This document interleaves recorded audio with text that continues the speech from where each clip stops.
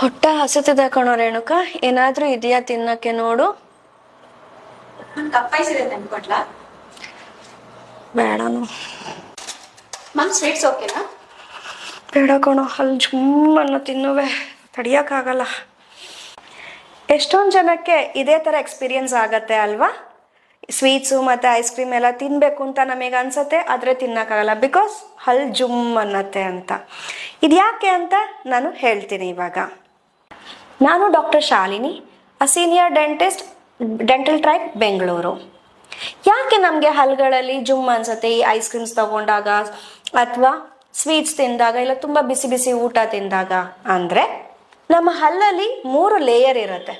ಮೊದಲನೇ layer enamel ಅಂತೀವಿ, ಎರಡನೇದನ್ನ dentine ಅಂತೀವಿ, ಮೂರನೇದನ್ನ ಪಲ್ಪ್ ಅಂದರೆ ಬ್ಲಡ್ ವೆಸಲ್ಸ್ ಇರೋವಂಥದ್ದು. ಯಾವಾಗ ನಮ್ಮ ಈ ಮೊದಲನೇ ಲೇಯರ್ ಕರೆಕ್ಟಾಗಿ ಹೋದಂಗುವೆ ಈ ಎರಡನೇ ಲೇಯರ್ ಅಂದರೆ ಡೆಂಟಿನು ಎಕ್ಸ್ಪೋಸ್ ಆಗುತ್ತೆ, ಬಿಕಾಸ್ ಅದರೊಳಗಡೆ ಸಣ್ಣ ಸಣ್ಣ ಟಿಬ್ಯೂಲ್ಸ್ ಇರುತ್ತೆ.